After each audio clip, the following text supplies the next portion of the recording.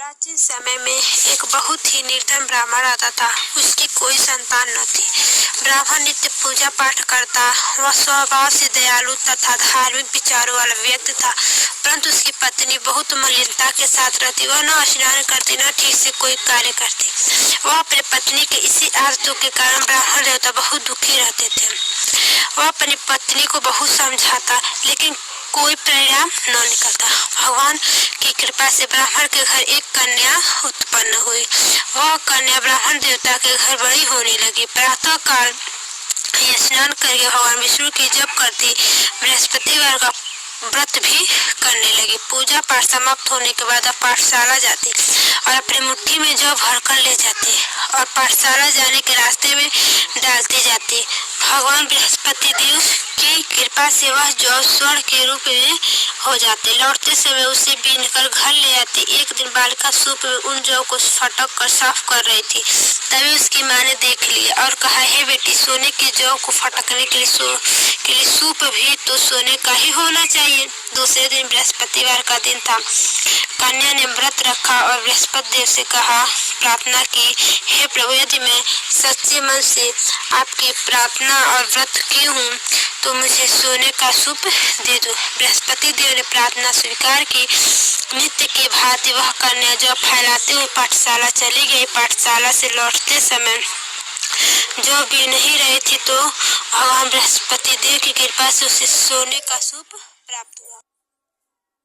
प्राप्त हुआ। उस सोने के सूप से वह घर ले आई और उससे जौ साफ कर रही थी।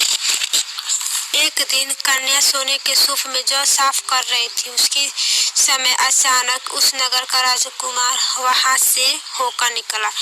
कन्या के रूप में एवं कार्य को दुख को देखकर राजकुमार कन्या पर मोहित हो गया। राजकुमार महल लौटकर अन्न जल त्याग कर उदास होकर लेट गया। राजा को जब पुत्र द्वारा अन्न जल त्यागने का समाचार हुआ तो वह अपने मंत्रियों के साथ राजकुमार के पास गए। बोले, हे बेटा, तुम किस बात पर दुखी हो? किसी ने तुम्हारा अपमान किया है अथवा कोई और कारण है? मुझे बतलाओ।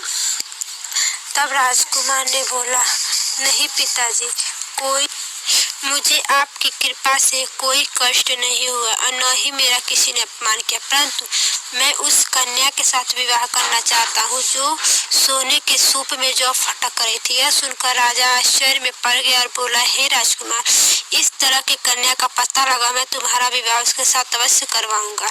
तब राजकुमार प्रसन्न होकर बोला, राजा से ब्राह्मण के घर का पता बताया। राजा ने आदेश पर मंत्री उस कन्या के घर गया और राजा का आदेश ब्राह्मण को सुनाया। कुछ ही दिन बाद ब्राह्मण कन्या का विवाह कर राजकुमार के साथ भेज दिया। घर से कन्या को विदा होते ही उस ब्राह्मण के घर पहले की तरह निर्धनता वास करने लगे। तब अब वह भोजन के लिए अनाज भी बड़ी मुश्किल से मिलता था। एक दिन दुखी होकर ब्राह्मण देवता अपनी बेटी से मिलने गए। बेटी पिता की ऐसी अवस्था को देखकर बहुत दुखी हुई।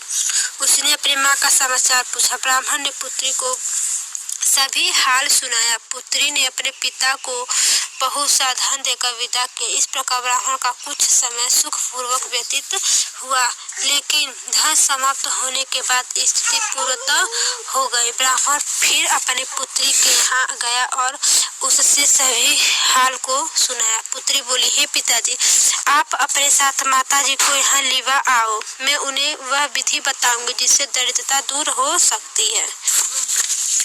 अपनी पत्नी के साथ लेकर राजमहल अपनी पुत्री के पास पहुंचे तो पुत्री अपनी माँ को समझाने लगी, हे माँ, तुम सुबह उठकर सर्वप्रथम स्नान आदि करके भगवान विष्णु का पूजन किया करो तो सब निर्धनता दूर हो जाएगी। परंतु उसकी माँ ने उसकी एक न मानी। वह सुबह उठकर सर्वप्रथम अपनी पुत्री का बच्चा जूठन खा लेती थी। एक दिन उसकी बेटी को अपनी माँ पर बहुत गुस्सा आया। उसने एक रात एक कोठरी में सारा सामान निकाल कर अपनी माँ को उस कोठरी में बंद कर दिया। प्रातः कोठरी से अपनी माँ को निकाल कर तथा स्नान आदि करा के पूजा पाठ करवाया तो उसकी माँ की बुद्धि ठीक हो गई। इसके बाद वह प्रतिदिन पूजा पाठ करती और प्रत्येक बृहस्पतिवार को व्रत रखने लगी।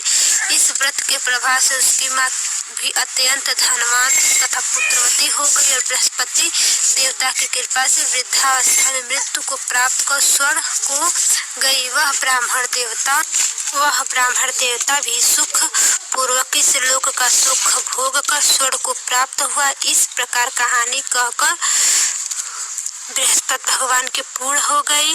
बृहस्पति भगवान की जय हो, विष्णु भगवान की जय हो। अगर आपको हमारी कहानी अच्छी लगी हो तो प्लीज चैनल को लाइक सब्सक्राइब कीजिए, ज़्यादा से ज़्यादा शेयर कीजिए और कमेंट में ज़रूर बताएं। धन्यवाद।